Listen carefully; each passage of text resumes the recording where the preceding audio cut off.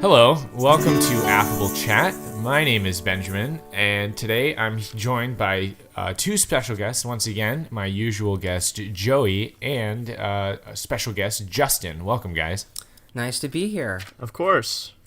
And that was, of course, Justin, followed by Joey. So I've gathered you two today to build somewhat of a supreme force, a super team of movie reviewers in order to express our opinions on the recent released film, Incredibles 2, the long-awaited sequel to the original from Disney's Pixar.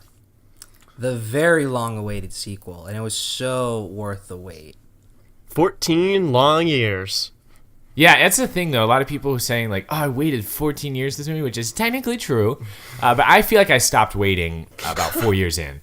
And then when I found out this was coming, I was like, oh, sweet. And I started waiting again. So maybe I got, like, 5 years tops.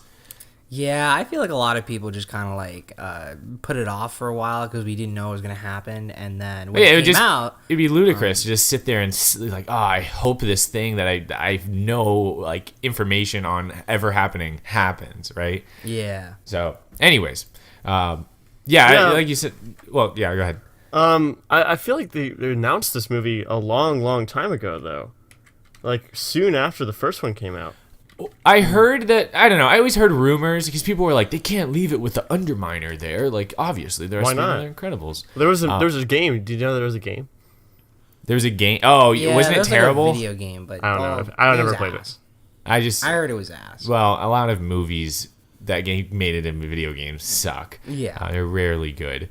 But no, I had always heard rumors, I guess. Maybe I don't keep up with like the networks and like who's planning what, but I'd heard that there were going to be sequels, but I never believed it, I guess. But we finally have it, and honestly, I think this movie is kind of an example of how to do a sequel well. But before we get too far into it, I think we should go ahead and get that synopsis out of the way. Yes, please, Joey. Where's our synopsis? Okay, here it is. The synopsis. Anyway, let me put on my synopsis hat. Become Synopsis Joey. My superpower is reading synopsises. Alright, here we go. After an encounter with the Underminer, the Incredibles must continue to hide their superpowers from the world. But Mr. Incredible, Elastigirl, and Frozone's heroics attract the attention of telecommunications mogul Winston Dever and his sister Evelyn. Dever has been a secret supporter of supers for a long time and is looking for an opportunity to change public perception and bring supers back. He employs Elastigirl to be an advocate for the new campaign. Elastigirl is wildly successful and uncovers an evil mastermind with the moniker Screenslaver. Screenslaver uses screens to hypnotize his victims and control them. But after capturing Screenslaver, Elastigirl is not satisfied. She believes the conspiracy goes deeper. When she confides in Evelyn, Evelyn reveals herself as the real Screenslaver and takes control of Elastigirl. Meanwhile, Mr. Incredible, aka Bob Parr, is adjusting to his new life as a stay-at-home dad. He has to help Dash with his homework, Violet with her boy troubles, and baby Jack Jack's insane new powers.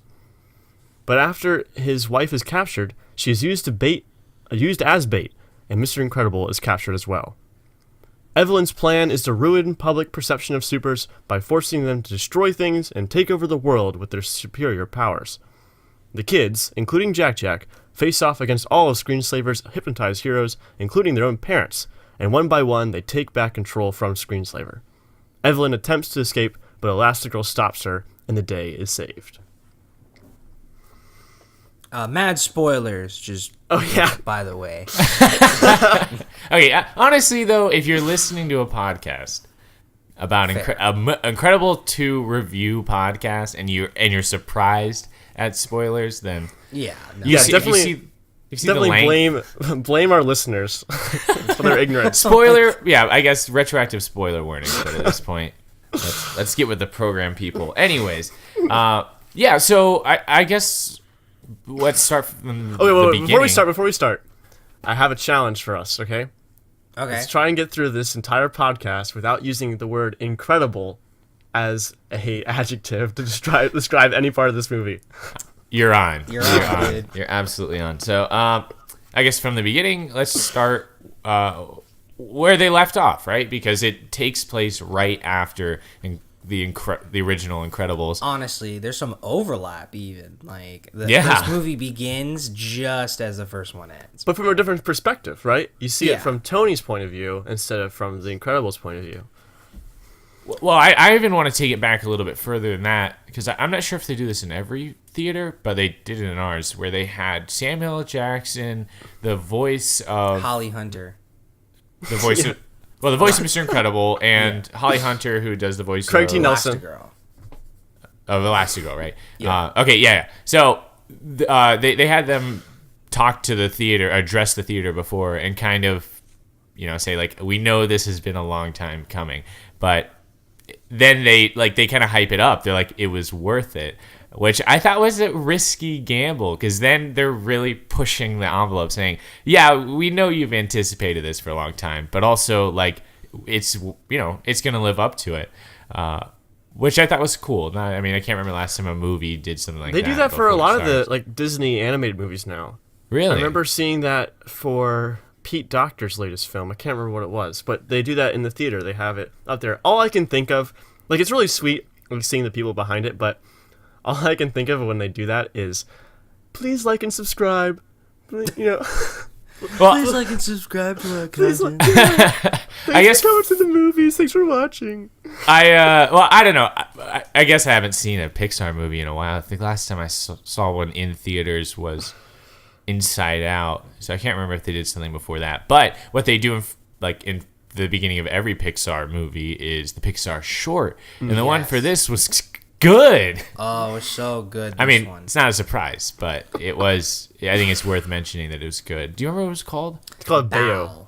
Oh, Bao? Okay, I don't know how to pronounce it. Open to interpretation. I don't know. I think Bao's probably correct. Right. I want to say it's Bao, but yeah, no, it was great. It was heartbreaking. It was emotional.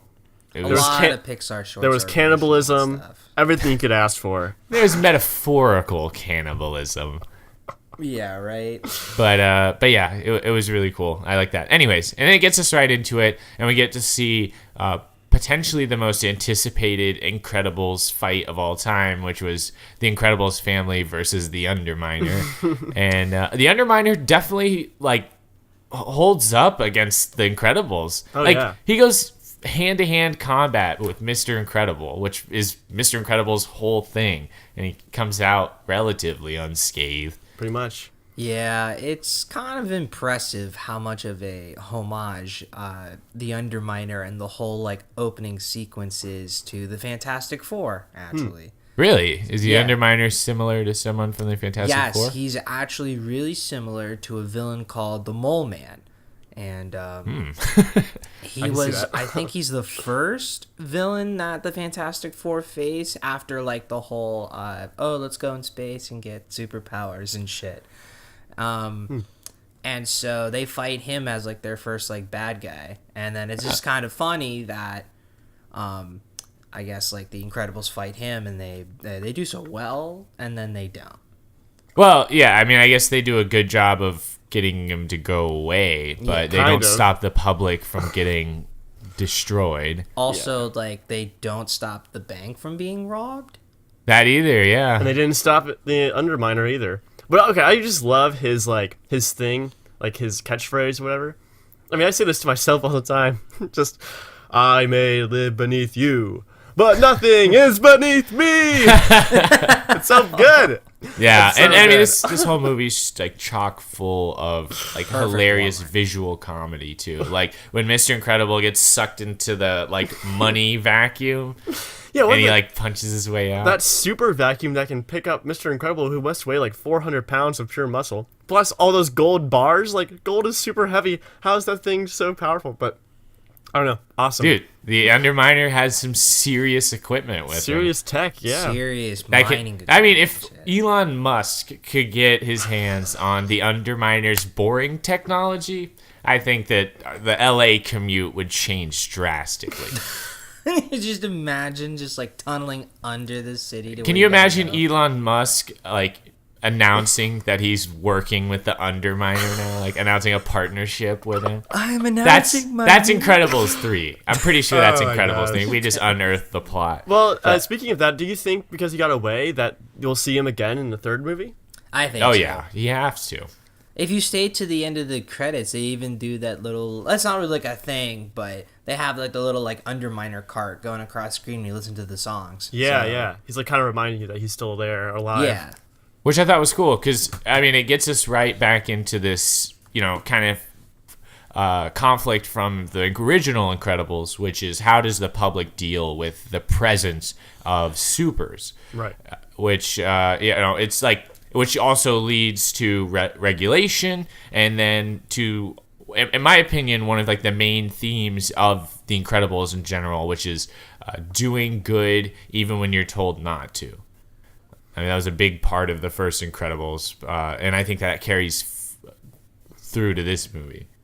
Sure. And, I mean, I don't know. I think this whole movie talks about the role of superheroes in society, right?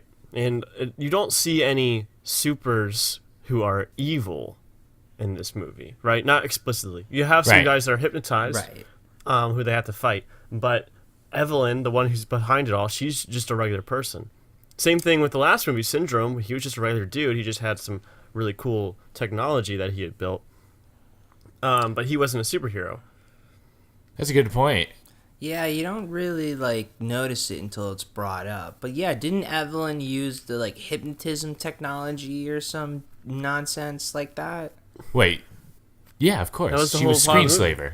Yeah, she's screenslaver, and then she used. I don't know how she. Well, I guess what we're saying is like it's easy to advocate for like doing good, which When is the you- same thing as just like doing superhero stuff. Right. When there's no examples of someone not doing good by being a superhero, right? Right. Like the only time that being a superhero is bad really is the collateral damage. And they try to change that with the body cams and giving people the perception. Yeah. Speaking of perception though, because at the beginning of this movie, of course it's awesome. You get to see the Incredibles logo and all that stuff.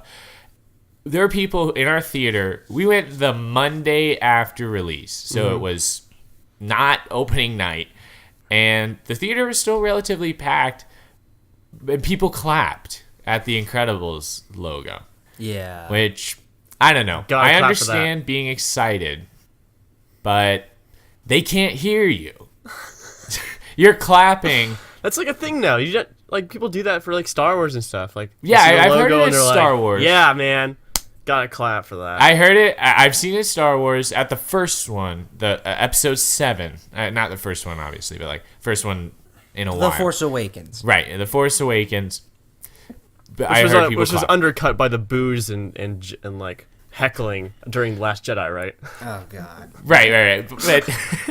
But like, what is your intention if you're clapping or heckling? To show your a movie? appreciation. To who? The other moviegoers? You're interrupting the movie Yes. experience. You're Because- definitely you're saying my clapping, my appreciation for this movie is more important than you hearing it right now. Yes.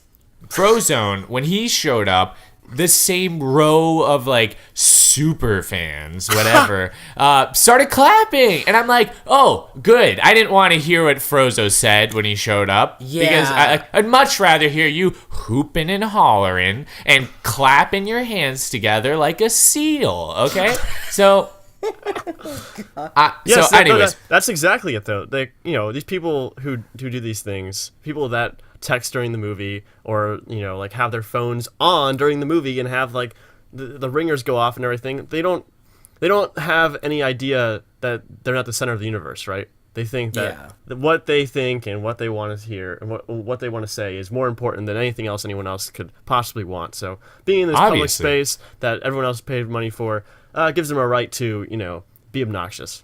Well, it's kind of ironic because I feel like they're clapping because they're like, all of you here are witness to great cinema. Like, you look at me appreciating this movie. Right. But what they're really doing is saying, like, this movie is, like, worth appreciating, but fuck you, pay attention to me. Yes. And I wasn't a fan of it. It didn't help that they were like right behind us. Yeah, agreed. And listen, I was silently applauding in my own head when I saw the movie because obviously I was excited too.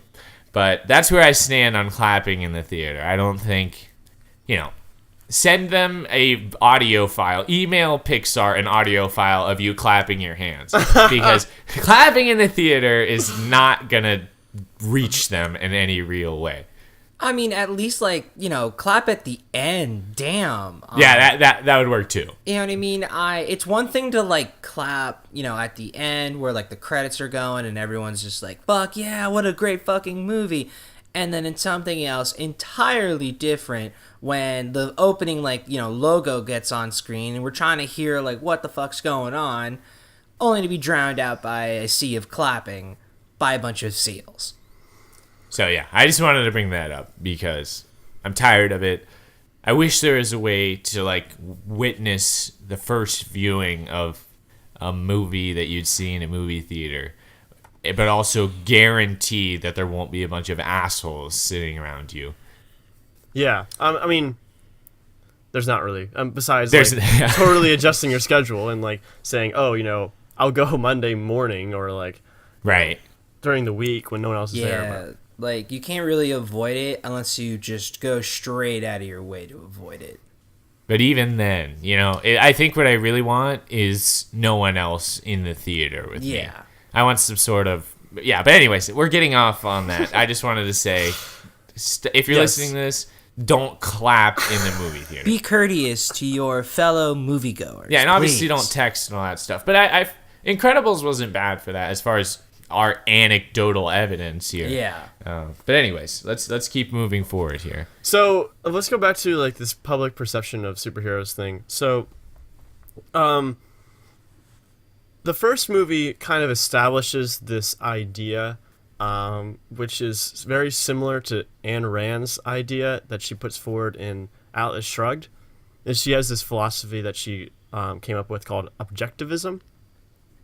And Okay. Objectivism is complicated as a whole philosophy. Essentially, the way that she lays it out in the book is that there are people that are in the right and there are people that are in the wrong, and you have to let the people in the right be drive society forward, and you can't listen to these people in the wrong.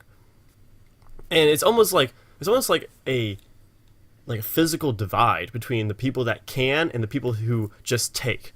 And I don't think that's actually true, but I do think that objectivism has kind of an interesting take on the world, at least something worth considering. Maybe not an accurate one, but she definitely puts forward this moral argument for capitalism, which I find really interesting.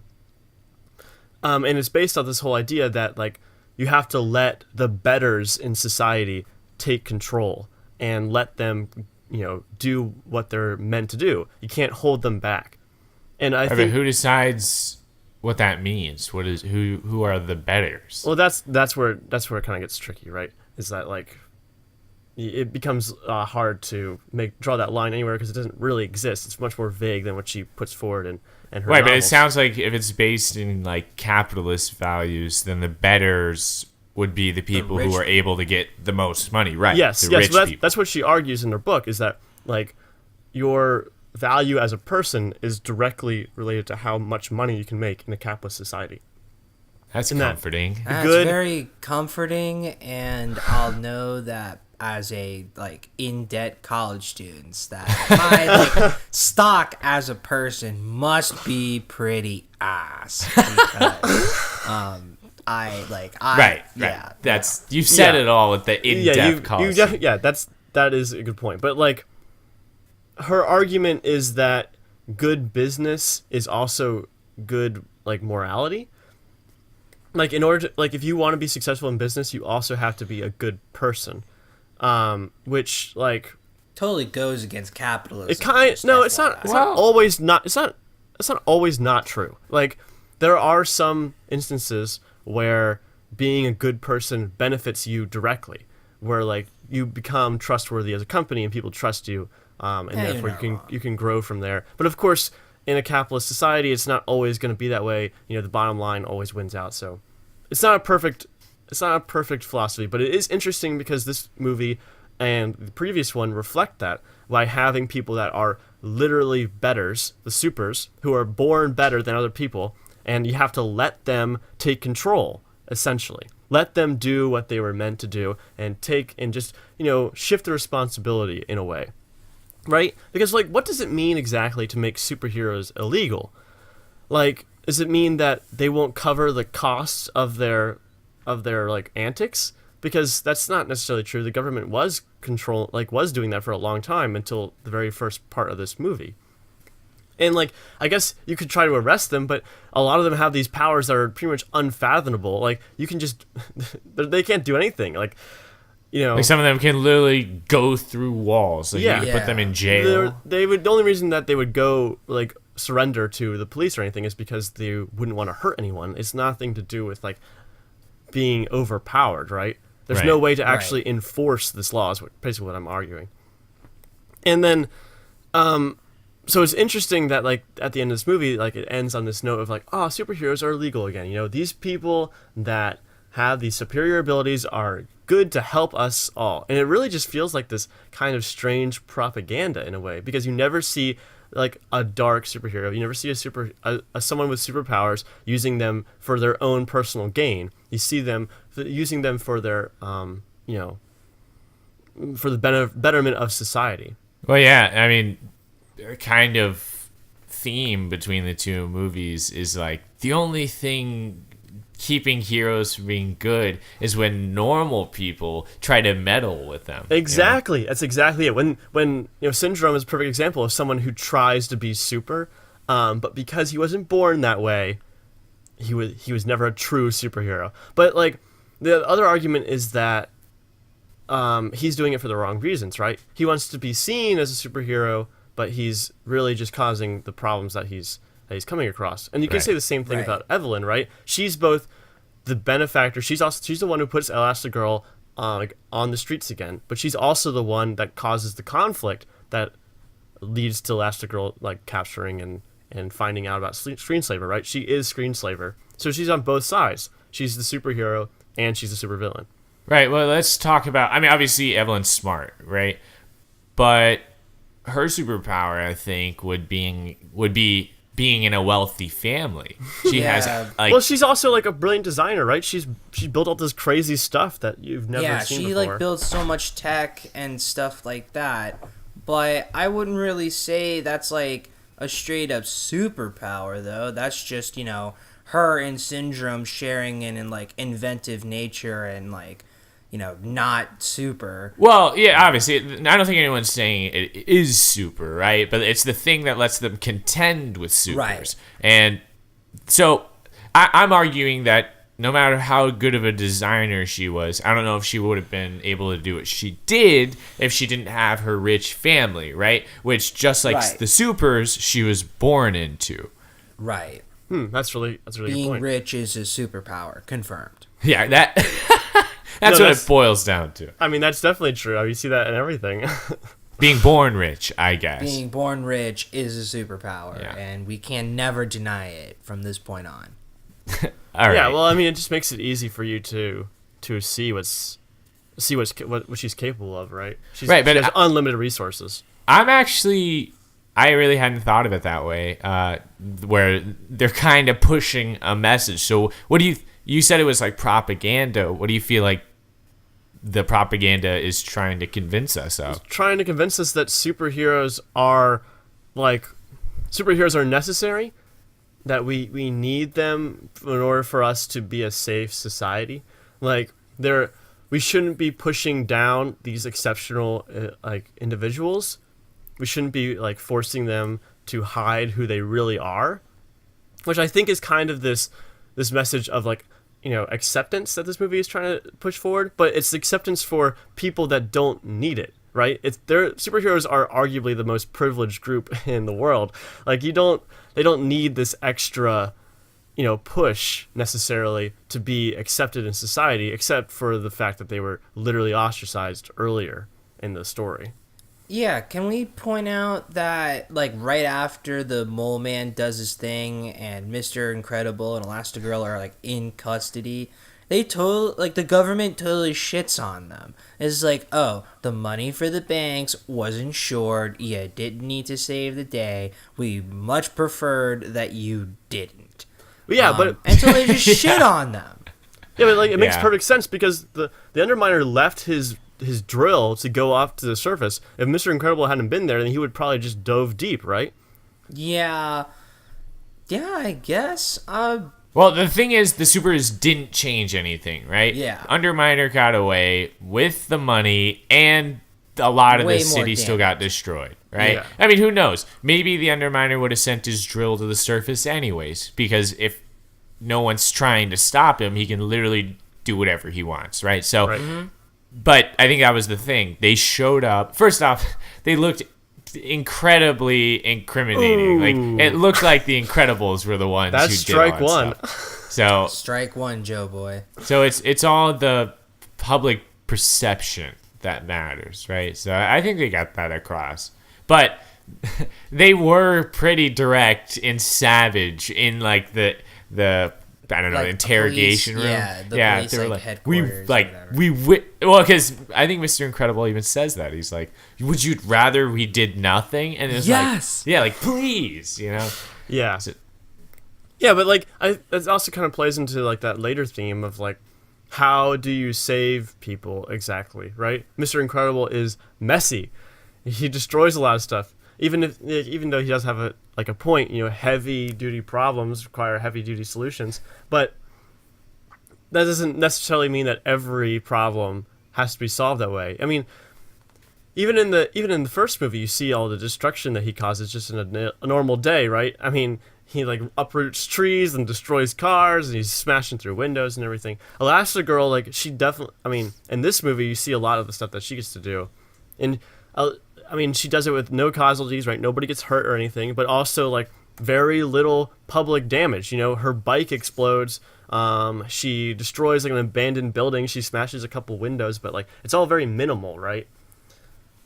Well, she doesn't have like super strength. She can't just like knock down a building willy nilly like Mr. like Fantastic. Mr. Incredible can.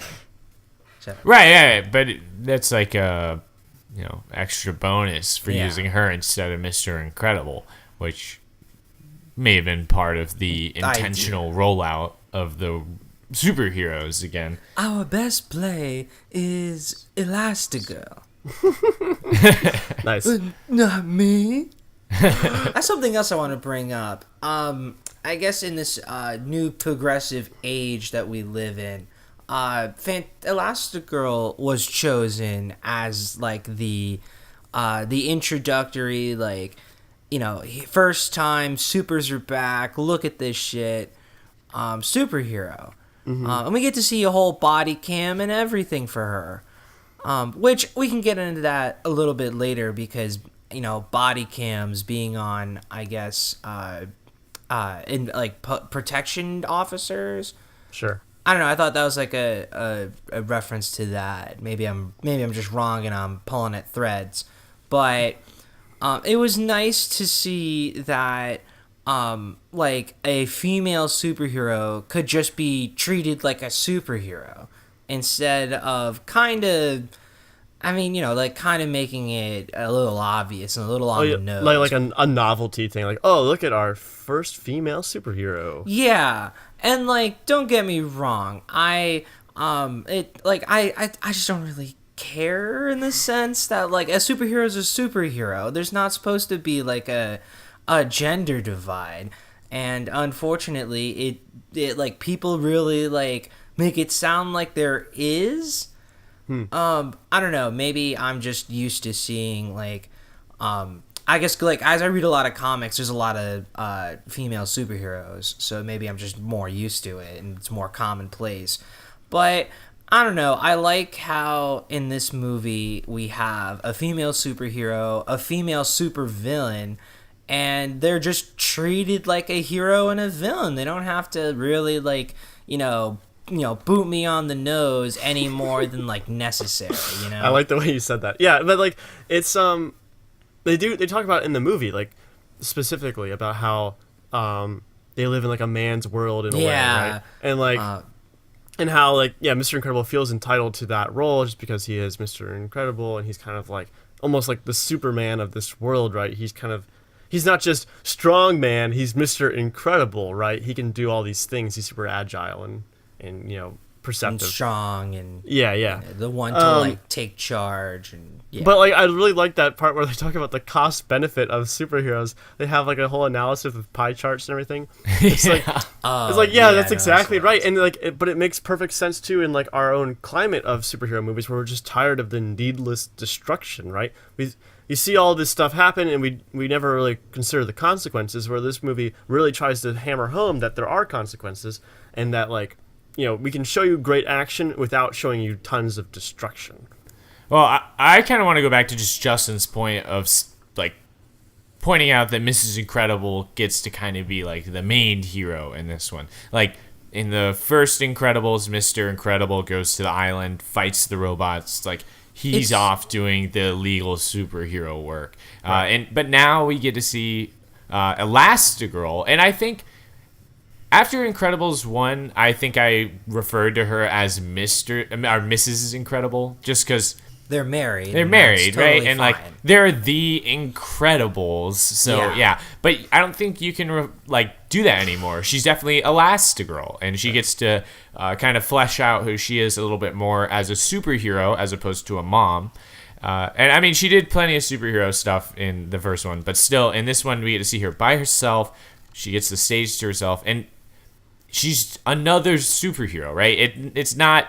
the whole time being like, oh, she was able to do that because she has ovaries, right? She's able to do it because she's Elastigirl, and you can just appreciate that for what it is, which is, I don't know, it's hard to get really into the nitty gritty of why it works, but it works in the same way that Screenslaver works. You can be a female and not have to be so on the nose about how it's like, ooh, female empowerment. Look. Elastigirl is the superhero in this one, right? It just happens. And it happens naturally and organically, and, like, you don't have to really, make a whole big deal out of it, and it just let it happen, and it's so much better. Sure. I really thought they were going to lean into the fact that she was, like, a mom and that she was a superhero at the same time. I thought they were going to use that for, like, their PR purposes. Yeah. I could see how that would be, like, cool. I was just I'm your average everyday mom. Well, and also, I'm a superhero. Well, exactly. She is, right? Yeah. I mean, she, like, the house goes to shit when she leaves. Yeah, the house kind of does. But we get a really interesting development for Mr. Incredible. Because now he has to, not be in the spotlight anymore. They even talk about that, where he was like the premier superhero, and while Elastigirl was definitely up there, she was always in more popular superheroes' shadows. So now the paradigm is shifted, and Mr. Incredible has to let Elastigirl shine and simultaneously become a better parent. And so it's kind of cool to see him genuinely be behind his wife's success, like support her, because at first he doesn't, right? When she stops the train, it's agony for Mr. Incredible to see her all over the news and stuff, and not him, right? And then later he decides to stop letting being a parent torment him and actually, become Mr. Incredible, the dad, and he becomes really good at that. So it's kind of cool to, you kind of see new things from both of them, switching from parent to superhero and superhero to parent. I don't know, it's really fun to see the paradigm shift, though. I don't know, because I think like being a stay-at-home dad is becoming more and more like relatable. Oh yeah. Again, in our like progressive world, where we challenge paradigm views and whatnot. I think it was. I think it was really cool. Yeah, no, I thought it was a creative way to take on a sequel, right? Right. Like the proven formula of Mr. Incredible going off on his own to do a lot of the plot development by himself, and then kind of having Elastigirl and the kids as like another unit. Right. That works, right? That was incredible. That was Incredibles. And they decided to throw that out and go with something new, and I appreciate that. Agreed. Let's see. I guess since we're on the topic of Incredible being a dad, should we talk about Jack Jack and how he has so many goddamn powers? It's so funny. Yes. What is it? He sees like 17, I think was the final count. I don't know if that's actually true. I think that was just an exaggeration. I think they might be trying to keep it ambiguous, keep the door open for future powers. But yeah, he definitely has a lot of powers. Hey, he like turns into Edna at one point. What else? He just lasers out of his eyes. Oh, and he does do the pew pew laser instead of just like eye beams. Yeah. Where like someone else funny. holds him like a gun. Telekinesis. Bursting into flames, turning into a little baby, like a baby demon. Becoming growing huge. in size. Yeah, becoming huge, turning to steel. Dimensionally like transporting. Oh yeah, going to another dimension. That was ridiculous.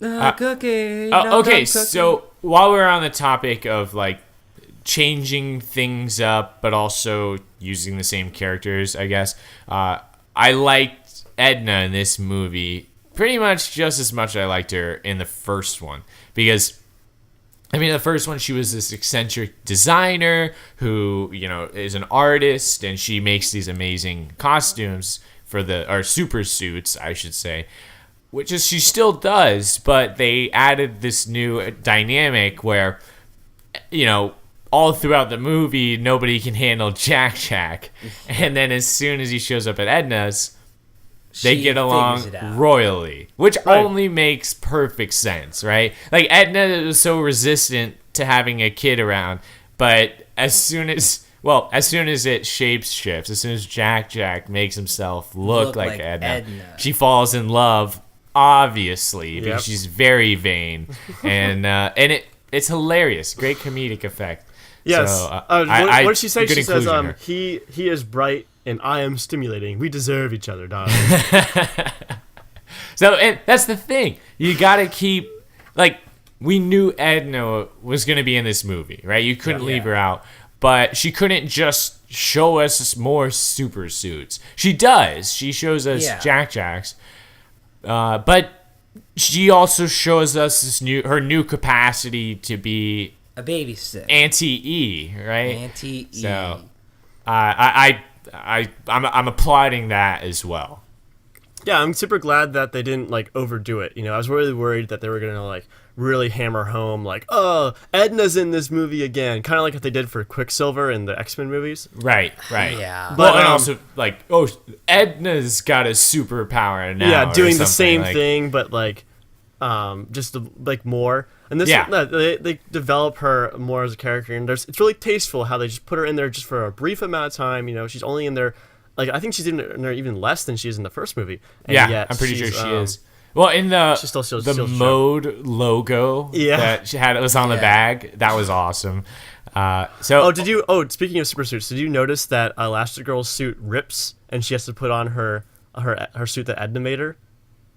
Yes, she like Edna even mentions when like Mr. Incredible first comes, and she's like, excuse me, a Galbani. She's wearing something like Galbani. I am insulted. And then like when Jack's like leaving, is like, hey, my fee for babysitting Jack is being your like personal suit designer forever till like always forever time forever. She's got the connection, and honestly, she's not asking that much because they get awesome super suits. Also, for free. like really, really good super Yeah. suits. Well, so while I'm going to continue on this idea of like using things that people love from the first one, but not overdoing it or ruining it. Frozone's wife. Oh, yeah. Frozone's wife was such a beloved part of Incredibles. And we never saw her. Well, I guess I don't think any of us wanted to see her. That's true. We didn't see her in the first one. So I think if they made a whole character for her, that would have been overkill, right? Unless they did it perfectly, which you never know, right? So, but in this one, she's still got to yell in from the other room and like resisting Frozone going to do superhero stuff. Better be back ASAP. Right. But it was quick. And then that's it. So we got a call back to the first one. They didn't even try to top it, which I don't think they could have, right? The whole reason why it works in the first one is you're kind of not expecting it, right? Because that's the part of the movie where everyone's, doing superhero work again. Supers are back. And Frozone can't find his suit because his wife wants to go out to dinner. Yeah. Again, it was well executed because they didn't try to top it and they didn't rely on that to be the strength of the film. Right. They had, a bunch of new stuff that they knew that they were trying to get us to like, and they weren't resting on their laurels and rehashing jokes to. Yeah, it was a callback to the first one, but it wasn't relying on the first one to sell the joke. Yeah. Agreed. But speaking of new things, though, can we talk about the new superheroes? Like Void and Reflux. Reflux, yeah. Those are actually my god, Reflux. I love those too. And then like Brickmaster, whatever the heck Brick that from one Wisconsin. guy's name is. What was his name? I think it was Brickmaster. I thought it was just Brick. Brick from Wisconsin. Brick, okay. Yeah, I can't remember all of them. There's a lot of them, but there's a bunch of new ones. There's like and the Void. Owl. And Screech the Owl, and that one guy who's like has electric powers, and of course my favorite, the Crusher. Yeah, the Crusher. Who can't uncrush? He can't even do that. fathom uncrushing things. Yeah, that was so funny, dude. Screech, I will never get sick of like animal humor jokes. Like have you've seen BoJack Horseman, they do a lot of casual animal humor because the characters are animals. But Screech had some funny head-turning gags in this that I enjoyed. Yeah, it was pretty funny it was just funny to see all the new supers in action. Yeah, it was cool. And like Reflux definitely threw me off because I thought he was going to be like acidic, like acidic blast and psych lava. And that was really cool. That was gross. It was cool watching them fight other superheroes because they never saw that in the first one. They were fighting like robots and stuff and like guys and things and like regular guys. But in this one, they were actually had to like contend with other superheroes, and it added some really cool fight scenes. So. Oh yeah, no, the fight scene at the Avengers home, the Incredibles home with Void and the whole scene with Dash like running through the portal and just like going in a loop. That was awesome. Oh yeah, that's why I love the character of Void. Well, first off, she's obviously one of the new superheroes that we're probably going to see more of moving forward. She definitely got some character development as like a Elastigirl super fan. Yeah. Which it definitely was kind of like the girl power aspect, but again, I'm struggling to find the words for it, but it doesn't seem as shoehorned or as forced as you see. Pandering. Yes. It's not as pandering as you see some other movies. It just seems like a realistic portrayal of how a low tier superhero who's a female would view like a legendary superhero that's the same gender, and in a world that obviously it's like our world in the sense where yes, it is somewhat male dominated.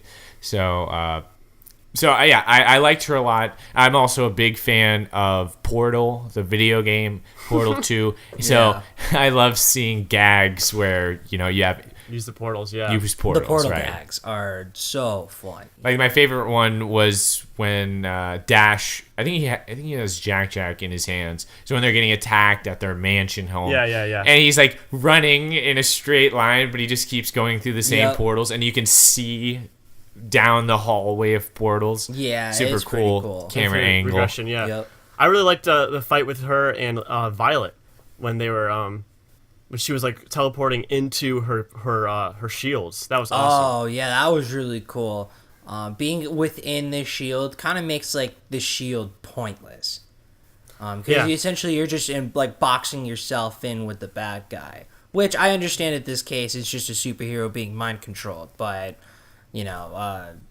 it's same thing. Yeah, I was wondering about the mind control in this movie. Like, how exactly does that work? Like, does she just say fight these people and then they just like fight to the best of their ability, or is she like dictating how they need to use their powers? I'm not sure. It seemed like she just gave a command, and then like the supers did it from there. Right, but like, what about like the pizza guy? Like that whole thing with him fighting Elastigirl, right? Like he he's like super. Man, I want to use the word super, but he's really like capable, right? He's using the goggles, like the flashlight into their eyes, and he's like fighting her and using the taser and everything. Like, is that something that like she was controlling him, like saying like punch with your right foot, like kick now, flash her with the goggles. Was she like commanding all of that, or was she just like fight guy who has never fought before? I feel like people who are hypnotized are good at following commands, but I don't know if they have to be that distinct, right? Like maybe she was like lead her in here, and then like beat her up, run away, just general steps. Pretend to actually be Screenslaver. That is your command. And now you're him. Yeah, he just went off and like Elastigirl. Made this whole apartment and like researched hypnosis and like made those little diagrams of eyes. And she's like, "Wow, this guy was really serious about this." Like, this hypnotism works. I have to hypnotize. Yeah, I'm gonna hypnotize my kids to clean their room. Like this is amazing stuff. Well, it turned his life around. To clean the house. But I guess if it sounded like it was more general heuristics over like body blow, uppercut, body blow, body blow, uppercut, down kick. But so it's like, speaking of the hypnosis, I feel like we all expected Elastigirl to at some point get hypnotized. It just made sense, right? Like she's the one who's on Screenslaver's trail. Screenslaver seems to be aware of everything from the get-go. Like let's not forget the screen on the train at the beginning. Welcome back, Elastigirl. Exactly. So there's it wasn't too much of a surprise that eventually Elastigirl and also Mr. Incredible got hypnotized, but I was still surprised at the point where they did it, because it was like Elastigirl is figuring it out and then wham, right in the face. Just slammed. Yeah. Yeah, did you see that coming? Did you see Evelyn as the villain? I don't know. I don't think so. I don't think I knew for sure. I thought it was somebody. I thought it was both of them, actually. Me too. I thought it was going to be both of them, too. To be honest, I thought they were going to reveal that, like, Winston had hypnotism powers and that, like, Evelyn was just the mastermind behind it all. And maybe, like, it's just because they definitely lean on one of them being the bad guy so hard. Okay, well, Winston does have superpowers, and his superpower is that he's literally Bob Odenkirk. Yes. And not even that, he's Saul. He's Saul Goodman. Literally Better Call Saul. I love that. But like basically what Saul is good at doing is selling you an idea, and what I think his name is Winston Devon? Winston Dever. Winston Dever has to sell to these superheroes the idea of like, advocating for superheroes, which really enjoyed listening to him do that. He does it in a way that only Bob Odenkirk can. It's like a home run casting that's him. his superpower. Yeah. Yeah, he was super, I don't know, he was really great. He was like a really good addition, and like having him be the advocate for superheroes, secretly was interesting. But also like it was interesting him being like a telecommunications mogul, right? Like he owned like the world's biggest telecommunications company, and he was like pushing an agenda at the same time. Which Kinda goes reminds with you your what was that like theory or thought, like school of thought that you brought up earlier about like capitalism and the objectivism, right? Because he kind of says that. He's like, yeah, we built this huge telecommunications company so that we could influence policy. Like, Yeah. And that's basically what objectivism says is right? Like, Yeah. By collecting the most money, by becoming this massive telecommunications company, he's voice earned the right and the will be power heard. to influence. So, it just keeps on going with that same theme that this movie's pushing. Right. I was then super to happy. have like superheroes under his control, right? Like they're employed by him in a way. And although he pushes to make them legal, it's really like a private company's push to influence policy that like puts this thing forward, right? They bring the ambassadors onto his yacht, his private yacht, right? Mm-hmm. He's not a public official. He's just a CEO. Well, I mean, yeah, he's a CEO and he does like sponsor the superheroes, but I think towards the end he does try to make everything like public. Right. Well, I mean, it's public always policy that he's like trying to influence, but I guess what I wanted to say is I was super happy that he wasn't evil. Yes. Because A, it shows that everything that he did up to that point was genuine. He really was trying to advocate for superheroes. And B, I get to root for Bob Odenkirk. So. Yeah, Bob Odenkirk Always a win. is awesome. So.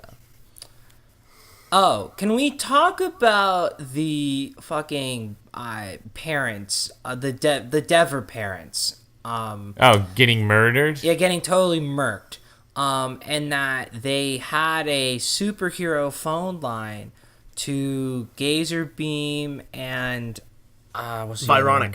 Vironic, yes. And in the first movie, we find out that Gazer Beam gets totally again murked by Syndrome, which is why he doesn't respond. And then I swear, Vironic is one of the heroes that Edna mentions getting like cape killed. I guess is the fastest way to explain it. Sure. And I don't know if that's exactly right, but I swear. I swear he's one of the ones that gets mentioned. So that's just like the events of the first movie like greatly impact the rest of the universe. Because if Syndrome hadn't been like collecting superheroes and straight up killing them, somebody would have responded.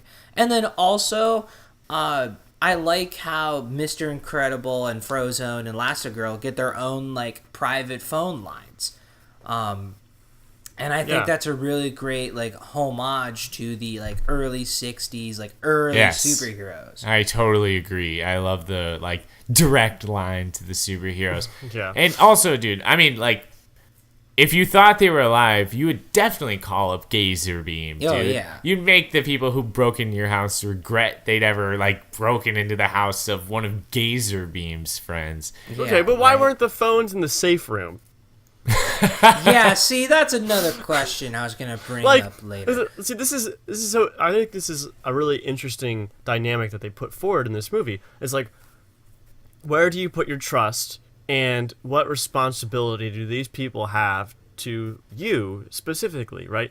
Maybe the superheroes do have like a responsibility to protect the public, but does that mean everyone specifically? And like, how fast are they, meant to respond? Obviously, this guy's a VIP, so like, they're friends. They would show up anyway. But if it was just, should everyone have a phone installed? Should everyone have a private superhero that like comes to their house. You know, it's like, oh, my neighborhood is protected by Gazer Beam. So, like, it's Really? interesting how they push this like idea of responsibility, right? It's like, oh, like I'm not responsible for my own safety. These people are, and I'm going to make sure that they, come and rescue me. Instead of like doing the smart thing, which would just be taking the matters into your own hands, which is what Evelyn advocates. It really does make you think about the term "your friendly neighborhood Spider-Man," as if he really did just protect the neighborhood. People definitely would have phone lines like just straight to him, but obviously that's not the case. And I don't know, I would imagine that superheroes aren't meant to protect like neighborhood by neighborhood, even though they definitely can. Well, right, but I mean, this guy had that line because he had the connections, like right? I don't know if they were friends, trying to make yeah. that like a common thing. Yeah. And it was, I don't know, because he would brag about it to everybody. Yeah. So it was maybe just like him flexing as a rich It seemed guy, like, yeah, right? kind of like a novelty just thing. flexing as a rich guy. But he put his life on the line for it. That's the thing. Right, but I always felt like that was kind of a weak point of it. Like there was some big, like, we should either go to the phone or go to the safe room. Yeah. Going to the phone should immediately be followed by going to the safe room. Well, that's right? not. Well, they said he found him on the phone. He didn't have time to do one or the other. He only had time to do one. Like the robbers came in. He didn't have time Right, to do right, both. right. I mean, So he would he have had been time to do boned one or the other. anyways, right? Like the robbers are just too quick. Like, I don't know. I felt it was all right. If he I had don't gone think it's like a straight to the huge- safe room, then he would have been fine. But his instinct was to go to the superheroes. But the only reason why the superheroes didn't respond is because they had been previously murked by Well, Syndrome not from the necessarily. first They were. movie. This was soon after the superheroes became illegal, so they probably were still in hiding. Probably didn't want to come to any phone call in case it was a trap. Okay, I hadn't thought about it like I that. guess, yeah. I guess, is there any way to verify the timeline and know for sure this is after Syndrome? Because the movie implies that the I think reason they so don't show up because is this because they're movie happens illegal. directly after the first one, right? Right. And Okay, they right. talk about how Winston was a kid when his parents were killed, Right, okay. Fair implying enough. that Right. you see at the beginning of the first movie that like so many years had passed, like 10 to 15 years had passed, right? Yeah. So you could easily say that like this is soon after they had been there. Gazer Beam skeleton was in the cave. The cave, and so Syndrome would have to grow up, become Syndrome, and then kill Gazer Beam, right? So Yeah, but I don't know. You can't just like become a sitting skeleton in like a couple weeks. That takes some like serious time and dedication. unless his skin was burned off in an explosion, which Syndrome is known for. I guess. I don't know. I guess, yeah. I guess it checks out. It just... Yeah, I just think Syndrome would have been too young to be responsible for Gazer Beam not showing up. Yeah. And the movie like very directly implies that it's because of the new like legislation change and superheroes being illegal. So okay, I think we cleared that up. And I feel a little bit more confident in that as like a major plot point because that was kind of the division between the two Dever, right? The two Dever children or the siblings. One of them was like Trusted superheroes. Yeah, and the other one said other didn't. Well, the other one even blamed trust in superheroes as like the major downfall of their parents. Yeah, well, she says that superheroes make us weak. I mean, that's the whole message of Screenslaver.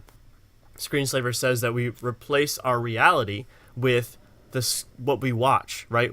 Well, yeah. Yes. Screenslaver's monologue when Elastigirl calls into the night talk show and she's like tracking his location. Screenslaver's monologue is actually kind of compelling. Like talking about how we live our lives through screens, like everything's very like low stakes. We let the risk happen, Elsewhere. And it's fake risk, right? So that's right. We consume everything through our screens. We make sure that everything's held at a distance, and we don't actually experience anything real. All of our relationships, all of our struggles, all happen through something else, not to us. Which I thought was really cool, like a compelling villain they built in Screenslaver. Right, but that also ties into like the telecommunications thing, right? Like they are affecting perception, and and Screenslaver is showing how perception ruins us. Same thing with the superheroes, right? She says that superheroes make us weak because we put all of our stock into them. We live vicariously through our superheroes that we like. We show that their struggles are our struggles, but they never actually really struggle, and therefore neither do we. That's a good way of putting it, actually. That really hit the nail on the head. Yeah, I thought it was really cool. Like, a very provocative supervillain for this movie. So, I'm going to take advantage of this slight lull in conversation, take us to the break. But stay with us. We'll be right back to finish up talking about Incredibles 2. Mr. Incredible, incredible. Yeah! Punching the bad guys. Suit up. It might get weird. Heavyweight problems need heavyweight solutions. Mr. Incredible's my hero. And now you can team up with Mr. Incredible. He's super strong. Yeah! You're my favorite, Mr. Incredible. Mr. Incredible. Available wherever toys are sold. Leave the saving the world to the men? I don't think so. Here comes Elastigirl, stretching her arms. Elastigirl, that was the army. Elastigirl. Watch out, bad guys. Now you can team up with Elastigirl. I love my Elastigirl. Together you can stop any villain. She's the long arm of the law. Buy your Elastigirl wherever toys are sold. Who's the cat who's always chill when survival odds are close to nil? Frozen. I'll be there ASAP. Frozen.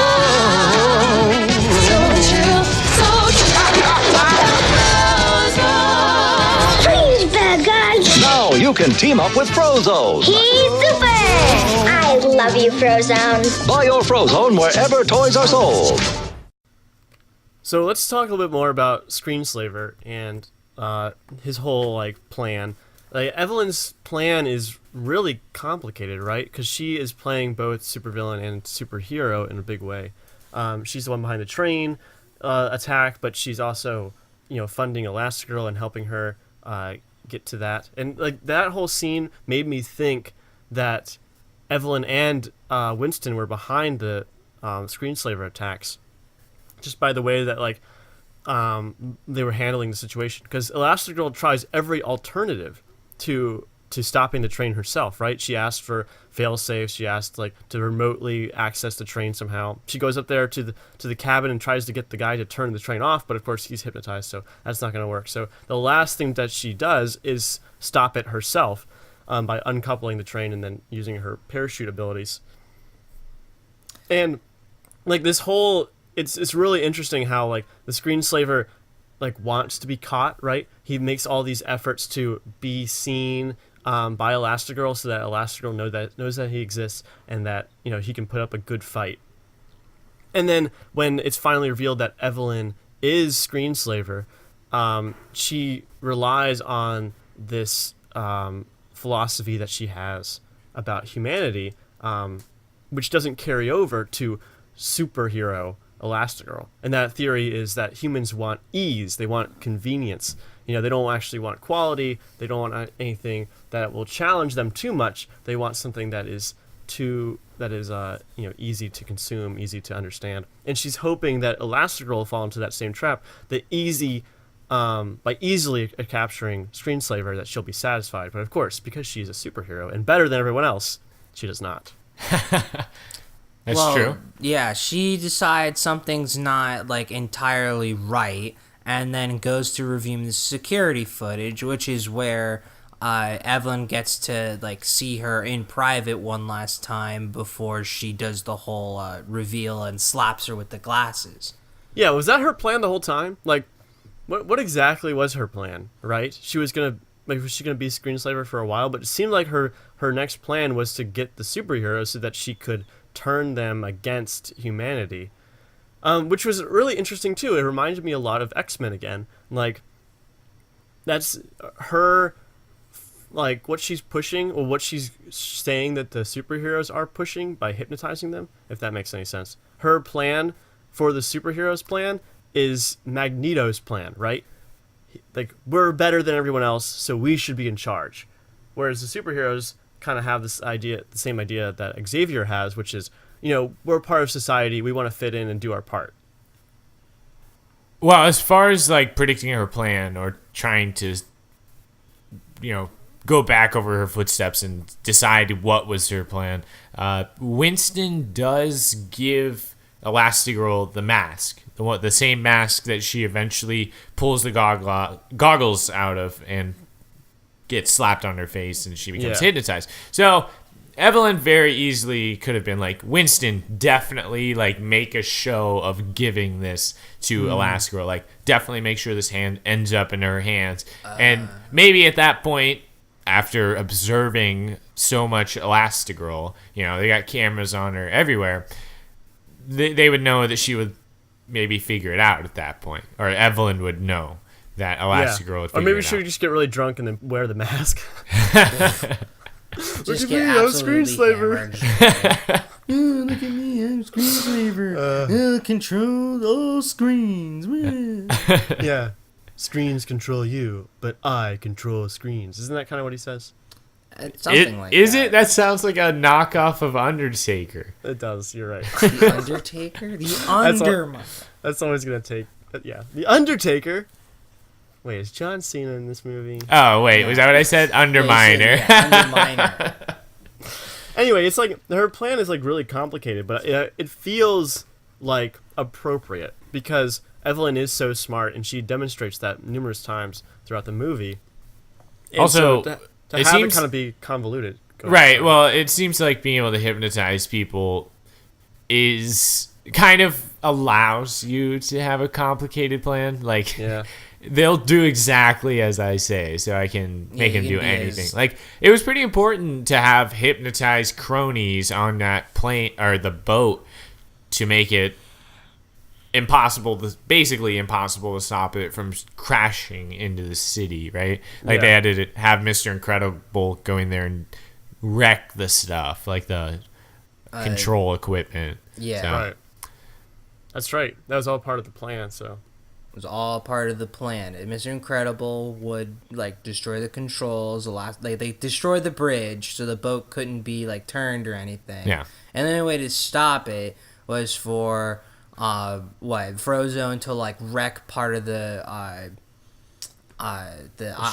aquafin thing on the the outside of the boat. And they found a way to stop it, but the whole plan was easy to pull off as long as all the superheroes stayed under her control. Exactly. Yeah, but like her downfall was she didn't do enough research. She didn't know that they had kids. So like I guess the hidden identities really worked because like she didn't know about these kids that showed up and she was just like a super baby. Do you think that they all children of superheroes have powers? Because they make a big show of trying to hide the kids' powers, right? Maybe they just thought they were kids. Well, I think that it would depend on the parents specifically. I think that if both of your parents have superpowers, then you are probably going to get a superpower. But definitely? I think it's more definite with two parents having superpowers than just one parent. I think if you only have one parent, then you're kind of like out to the wind and you don't really know. But if you have two, it's a lot more certain. It's just like you got like 85%. And what are you basing that on? Just a lot of just pop culture and other like. So not something in the Incredibles universe. No, I mean just from the shared like superhero genre. it's kind of assumed that if your parents are superheroes and they're both superheroes and they both have powers, you're gonna like almost guaranteed get a power. Right, but do you Well, it's more remember interesting them being, that way. Well, do you remember them being surprised that Jack Jack had powers? Yeah, but I think they were like surprised too that Jack Jack didn't have powers. They made it a huge plot point in the first movie that he didn't have powers. He was like the first one that doesn't have powers. Right, but it seems like definitely a possibility, right? Maybe Evelyn just thought these two kids didn't have powers. Or maybe didn't even have them yet. Because that's another thing that they're surprised by with Jack Jack, is that he has all of these powers already, right? So, well, Edna says that it's more common for young kids to have more powers. Right. Oh, they grow out of their powers? Yeah. Really? Okay, well, either way, I think you guys are right. Evelyn should have seen the kids coming. I always assumed it was like Harry Potter, where like you could have a kid that wasn't a wizard, but you could also be a regular person and have a kid who is a wizard, right? Yeah. You see that in like multiple times in the Harry Potter universe. So I assume it's like that. It's just kind of random. That's how I kind of felt, which is why you wouldn't guarantee that all your kids would be supers just because both your parents are. But it seems likely. Well, it's like they wanted Jack Jack to not have powers in the first one because it made him more normal as they were trying to be, right? Yeah. They thought like the powers were a burden that they didn't want to deal with, right? They were this extra thing that they had to hide from the rest of the world.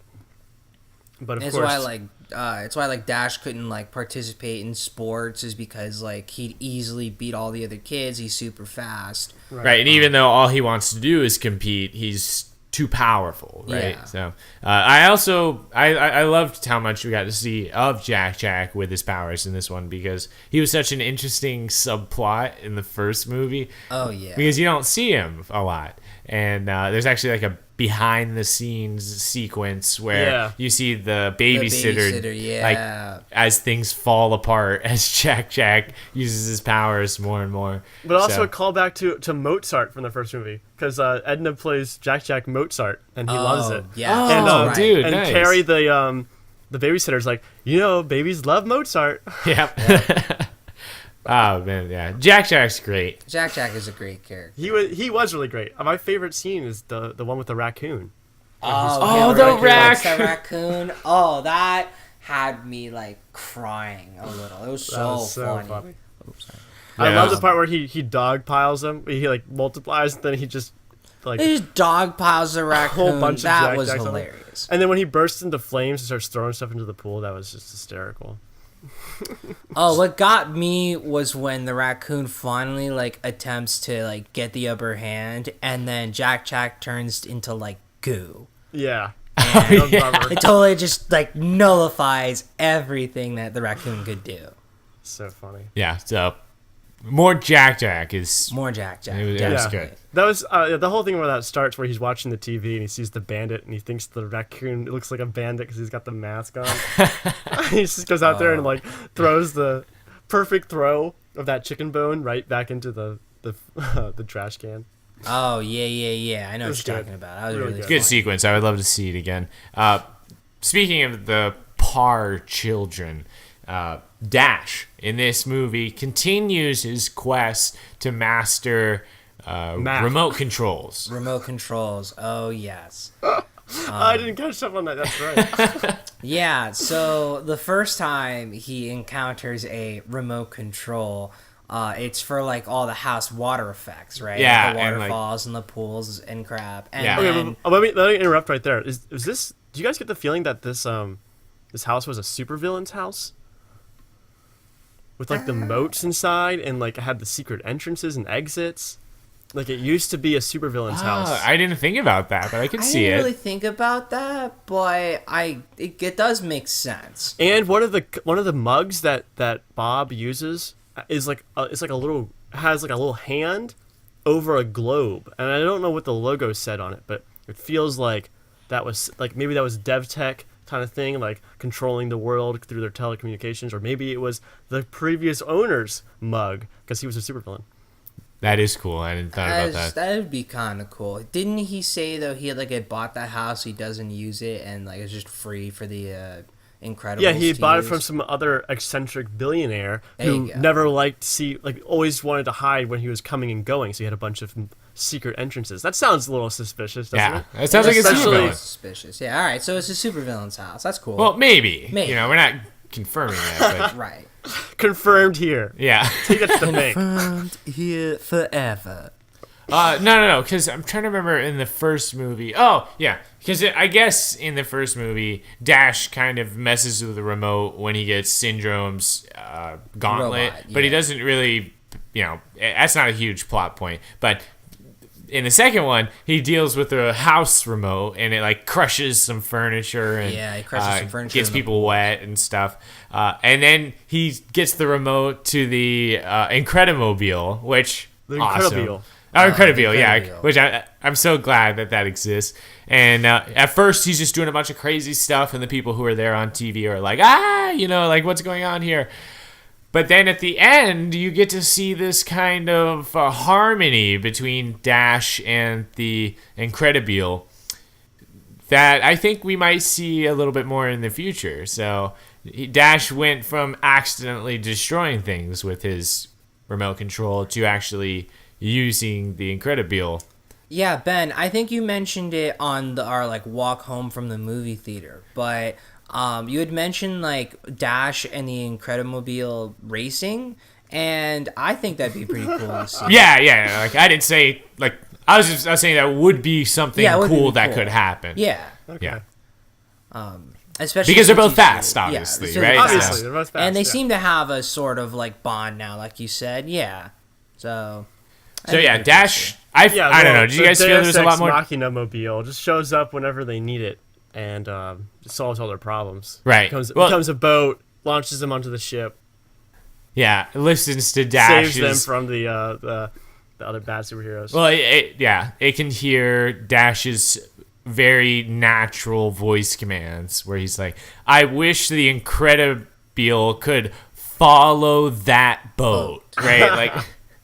Incredibile, follow boat, yeah, easy. So- But also it has a summon button on the thing, and that's not the first button that Mr. Incredible presses. Yeah.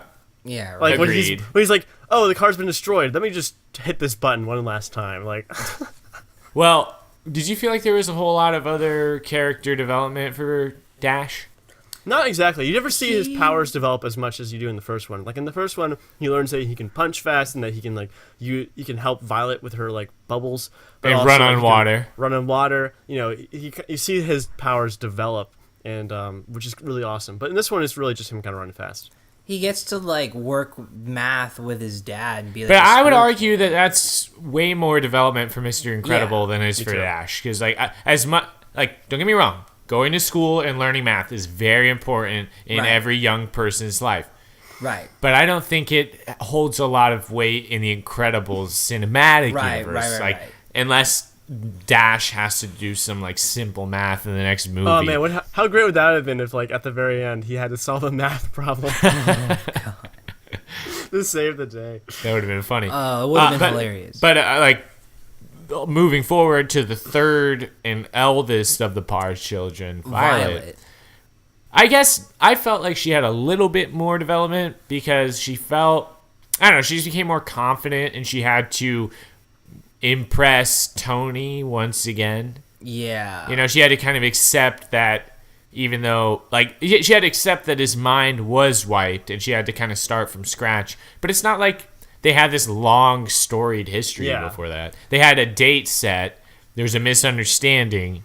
Now she understands it. And she can Just ask him move out on, again. Yeah. Well, Right, not first move she on blows necessarily, water out but of her Well, nose. yeah. Just move forward. yeah, exactly. Ask him out again. Well, first she has to blow water out of her nose. Oh yeah, that was hilarious. That's so cringy cringe, that scene. yeah. Yeah. Oh, her good whole is she having adolescence? That whole scene was so funny. Yeah, but she's trying to destroy the suit, but she can't because it's just super well made. But okay, Yeah. did you notice this whole development of everyone was passing Jack to each other? Yes. Yeah, okay. like- And how did you feel about how that ended? Like the scene where Violet is like, I'll stay here with Jack. Like, right. She was accepting responsibility for him. You know, she recognized that was her like best place for it. Right. Right. Well, yeah, I thought that was nice. Okay, because like I felt like it was a little bit on the nose. Yeah, I don't know. Like, it shouldn't feel like such a responsibility to take care of the baby. This is literally your brother or your son, depending on which Incredible you are. And it shouldn't feel like a huge sacrifice to stay with him and to protect him. If anything, like, I would hope one of you would feel protective and be like, I'm not going out there. I'm staying here with Jack, you know? But instead, everyone's like, I have to take care of our baby. I don't know. But how did you guys feel about that? Well, I thought it was done better in Guardians of the Galaxy 2, where like Groot was like the collective kid for all of them, and they all like take care of him individually, you know, and they're all like look out for him. But in this one, they're like passing him off, and like, I don't want to deal with the baby right now. Yeah. Even though the baby is like the most powerful one out of all of them, and he'd probably be actually useful. I think that it was really well done and really funny for the Underminer fight. I think it was just well done then because they didn't really know the baby had like a massive store of powers. And they're all still new, well, not all, but like as a team, they're new to fighting crime together. And Dash and Violet both seem like they kind of want to prove themselves and not have to stay with the baby. So I agree. So the Underminer fight, it was really funny, but I can definitely sympathize. Definitely, the joke definitely dragged through the movie a little bit. You definitely kind of got tired of it at some point. Like, I'm on board with the idea of like accepting when your role isn't in the spotlight, but it's still the best role. I mean, I think that theme carries through the movie. Right. Additionally, with Mr. Incredible being a dad instead of like the first superhero in the rollout. But I just felt like maybe it wasn't executed. I didn't like that very much either. You know, it did seem like they were, but I think it kind of goes into this other weird idea that this movie seems to push, and that's like this idea that like superheroing is such a rush that like you can't possibly give it up once you start doing it, right? Like, Elastigirl like gets so excited because of the like she saved that train and everything. And it's almost like she did such a good job of like, you know, saving people, but also it seemed like such like a indulgement in her like fantasy in a way, right? And same thing with Mr. Incredible. He wants to go out there and do hero work because it makes him great, not so much because it's saving people. And even at the very end, when the family's going to the movies, and they push Tony out the car, right? Violet doesn't stay with him. She's like, oh, you know, I'm not gonna miss this. Obviously, you know, this is fun and exciting. Like, we're gonna fight crime together as a family. Like, that addiction. It almost seems like the drive to become a hero and be seen as a hero is almost like this, unhealthy obsession for these people. Yeah, I can see that. I could see it, but it kind of like, you know, if you say it, it kind of like changes the it changes the like deeper meaning of a superhero. Are you really like a superhero just to save people and like do good, or are you just in it for the thrill? And I understand that like theme is played around and toyed with in the Incredibles, I guess, universe, but I don't think it's ever like specifically addressed. Like, I don't know if their message is to say that addiction is necessarily a bad thing. Yeah. Maybe just a side effect of doing good is thrills. Yeah. Because like I mean, like, as much as I want to say like, oh, Mr. Incredible only like is a superhero because it gives him the rush and it makes him feel good, I would say that he's a hero because he wants to help people on a genuine personal level, and the best way he can do that is being Mr. Incredible. But I don't know, because if he only cared about like saving people, then he wouldn't care so much about Elastigirl doing it. Yeah, agreed. It's something he has to grow and develop in. I think that is a character flaw, but I don't necessarily think that like enjoying the spotlight is a bad thing. Yeah, per se. also, he kind of gets over Elastigirl, like, taking the spotlight when he has to just focus on being a good dad. Yeah. It just, like, it turns from, like, oh, Elastigirl's, like, in the spotlight. Fuck. To, oh, well, Elastigirl's in the spotlight, and I'm definitely killing it as being a good dad. That's where I'm going to just find joy in. At this point, and he does, and then like Elastigirl, Evelyn calls that Elastigirl's been hurt or something, and then Mr. Incredible gets his shit in gear and goes to, I think they go to some mansion, or they go to the DevCorp building.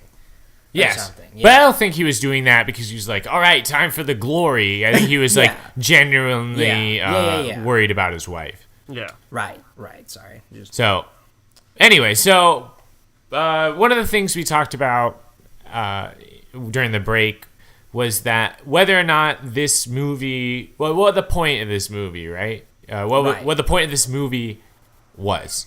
And Justin brought up that he thinks it was to set up sequels to The Incredibles. I just feel like this movie was so good, and it set up world building in such a way that you definitely could get like a sequel or two from this easily. Like, I know that we've been expecting Incredibles 2. It had a lot to live up to, but it did so. It did so, honestly, maybe even like better than the first movie. And I could easily see an Incredibles 3 and welcome it with open arms. And there's just like a lot set up that you could definitely just play into. The Underminer's probably going to be coming back as another villain. There's like other superheroes. Likely see more development of Void. Yeah, exactly. So, but I guess what I'm saying is, while it does do some world building, which is usually a side effect of just making a movie, it doesn't focus on that at all, really. It brings us new characters, right? But again, I don't think bringing in new characters explicitly is for making more movies. I would argue that Void had an impact on this movie, and it was, a positive impact, like something she brought something to the table now. I agree. Overall, like I felt like almost everything that happened in this movie paid off now, and while it might also pay off later, that if you're going to do world building, if you're going to set up for sequels, do it like this, where you don't really notice it. Yeah, I don't know, I just think that now that everything has been set up, and now that, like, superheroes under DevCorp are, like, legal, and everything's kind of, like, set right again, that more sequels can be made. And I'm not saying that, like, this movie's whole point was to, like, set up and make more sequels. I just think that this movie was so good that I can almost guarantee, like, an Incredibles 3 is being, like, talked about and, like, considered and so forth. So I think that if, like, I know Brad Bird is the usual director for Incredible movies, or the Incredibles movies, you know what I'm talking about. And I could also see him being like, hey, someone else can definitely, like, step into this universe and do their thing, and really, I guess, expand the Incredibles cinematic universe. Sure.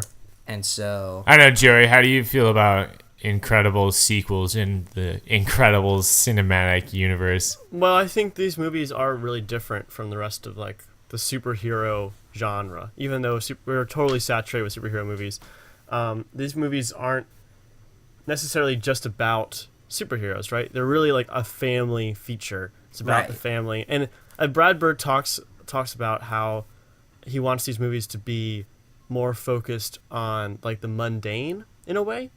Like, they're superheroes, they have super problems, but they deal with, like, the consequences in, like, a very real way, right? Like, Violet has boy troubles, but the reason she has boy troubles is because his mind was erased, which is something that only superheroes have, a problem have. But, like, your daughter having troubles with a boy is like a very real thing. Yeah. And then he talks about how he got the wrong batteries, which is something that we've all done. He talks about like having to get eggs and like working with this baby is just totally exhausting. He's a super baby, but like having a baby is exhausting. Like it's just like a full-time job in itself. So all of those things like add to this movie's legacy as kind of like a more family feature, and for that reason it stands apart. And so I feel like I'm not done with The Incredibles. I feel like there could be more Incredibles, and as long as they aren't like soulless cash grabs. I mean, Pixar has been really good about making movies that matter, making movies that people want to see, right? Not counting the Cars sequels. Yes, even the Cars ones have like their merits though, because like the first one was like its own unique story, and then the second one was like trying to be something different, trying to appeal to the audience that liked Cars, the first one, right? Yeah. So like you could say that it was like kind of a silly cash grab. I would say Finding Dory was also a little bit like unneeded. Yes. But at the same time, it was like it's not like Transformers 5. You know what I mean? Like, right? Agreed. It's not built Agreed. around this idea of like cynicism toward its audience. Like they care about what the audience thinks. They want us to like the stuff, and they want it to be good so that we like it and can pass it on forever. Because what's so interesting about this is that this movie came out 14 years after its predecessor. But the kids that are coming out to see this movie weren't even born when the first movie came out, you know? Right. Like this is a whole different generation almost that's coming to see this movie. And for that reason, like, it works as a sequel because you've almost forgotten that it's coming, right? But also, like, it lends itself to, like, saying, we can take as long as we need, as long as we're telling a story that people like. Right. And that's what it has to be. You have to keep this level of quality because I just... When I hear, let's make a movie that sets up a sequel, all I hear is cash grab. You're doing it to print money. And, like, this did print money. Everyone is going to go see Incredibles 2. Oh, yeah. But Disney, Pixar, did us all a huge solid by actually making a good movie. Yes. Also, right? They could have released a whole horde of shit that was just Incredibles, and they would have made money because everyone's going to go see it.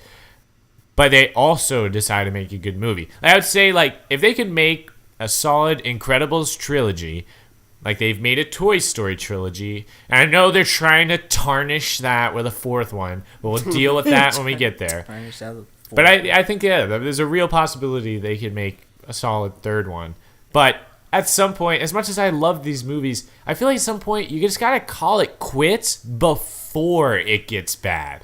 Yeah. Quit while you're ahead. Yeah. Like, I think if they made one more solid Incredibles movie, then they could call it. I mean, maybe I'm getting ahead of myself here, but I'm really hesitant to just be like, oh, you made 2 movies that I like? Please make 18 more and, like, never change the formula, right? So, I hope that the massive success of Incredibles doesn't turn it into something that we hate eventually.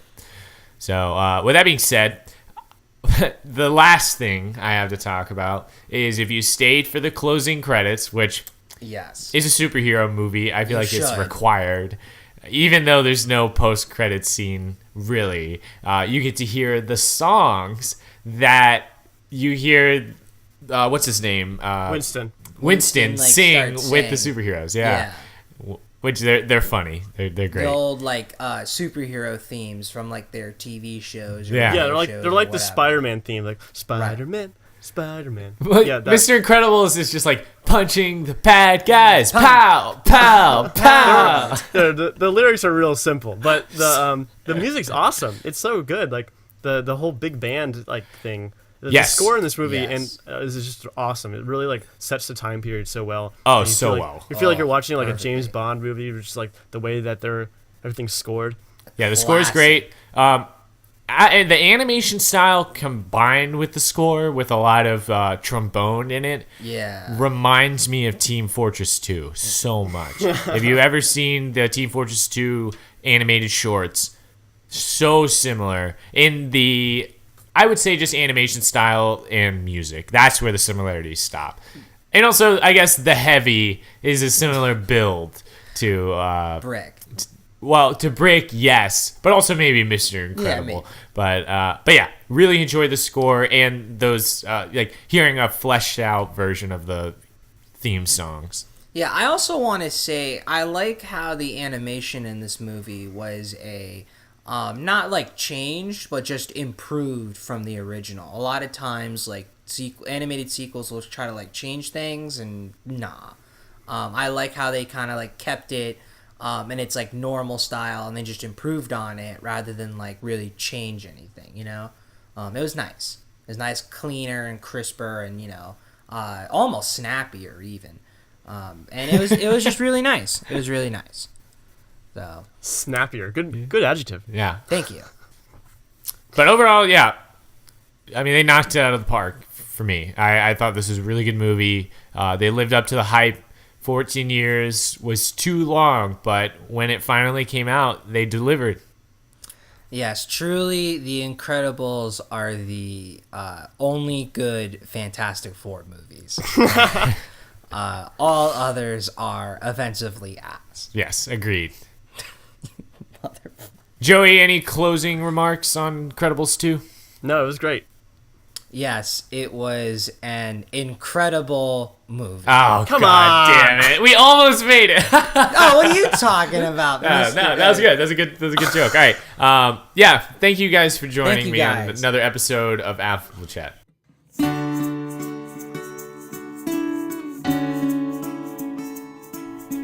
Hey, thanks for listening to Affable Chat. You can find us on iTunes, Google, SoundCloud, or your favorite podcast app. Please rate us 5 stars and review us. Have a comment on something we said? Tweet at us at AffableChat or send us an email, affablechat@gmail.com. Once again, thanks for listening, and we'll see you next time.